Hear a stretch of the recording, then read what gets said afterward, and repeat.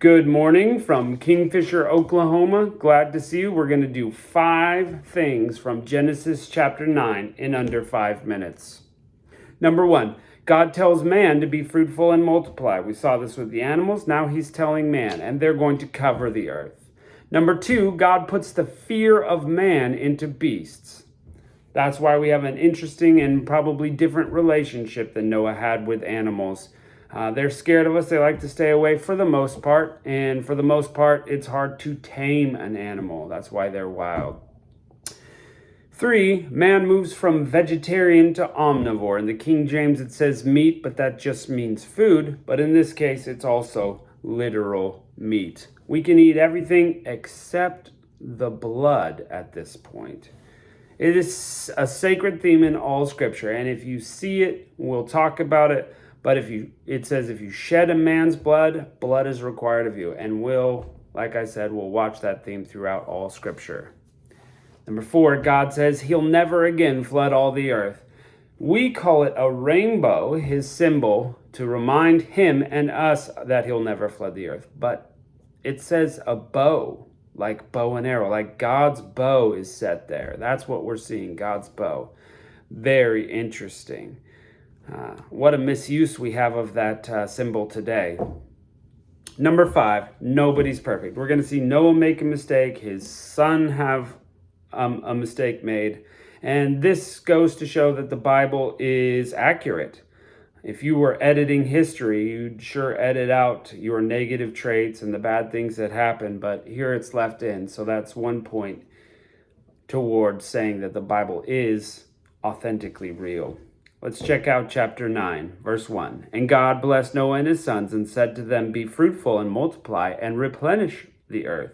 And the fear of you and the dread of you shall be on every beast of the earth, and upon every fowl of the air, and upon every moving thing upon the earth, and all the fishes of the sea. Into your hand they are delivered. Every moving thing that liveth shall be meat for you, even as the green herb I have given you all things. But the flesh of life thereof, which is the blood thereof, you shall not eat. Surely your blood and the lives of your lives I will require. At the hand of every beast I will require it, and of the hand of man, and of the hand of every man's brother I will require the life of man. Whoso sheddeth man's blood, by man shall his blood be shed, for the image of God made man. And you, be fruitful, multiply, bring forth abundantly in the earth, and multiply therein. And God spake to Noah and to his sons, saying, I, behold, establish my covenant with you, and your seed after you, and with every living creature that is with you, of the fowl and the cattle, and every beast of the earth with you, from all that go out of the ark, and every beast of the earth. And I will establish my covenant with you. Neither shall all flesh be cut off any more by the waters of a flood. Neither shall there be any more flood to destroy the earth. And God said, this is the token of covenant which I made between me and you and every living creature that is with you for perpetual generations. I do set my bow in the cloud, and I shall be for a token of a covenant between me and the earth. It shall come to pass when I bring a cloud over the earth that the bow shall be seen in the cloud. And I will remember my covenant which is between me and you and every living creature of all flesh. And the water shall no more become a flood to destroy all flesh. And the bow shall be seen in the cloud. And I will look upon it, that I may remember the everlasting covenant between God and every living creature of all flesh upon the earth. And God said unto Noah, this is the token of the covenant which I have established between me and the flesh that is upon the earth. And the sons of Noah that went forth from the ark were Shem and Ham and Japheth. And Ham is the father of Canaan.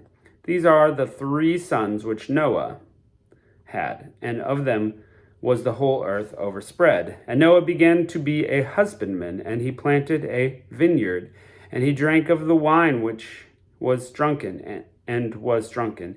And he uncovered himself within his tent. And Ham, the father of Canaan, saw the nakedness of his father, and told his 2 brethren without. And Shem and Japheth took a garment, and laid it upon their shoulders, and went backward, and covered the nakedness of their father. And their faces were backward, and they saw not their father's nakedness. And Noah awoke from the wine, and knew what the younger son had done unto him. And he said, Cursed be Canaan A servant of servants shall he be unto his brethren. And he said, Blessed be the Lord of Shem, and Canaan shall be his servant. God shall enlarge Japheth, and he shall dwell in the tents of Shem. And Canaan shall be his servant. And Noah lived after the flood 350 years, and all the days of Noah were 950 years, and he died. After this, we're going to see what happened in the generations following Noah. Catch you next time.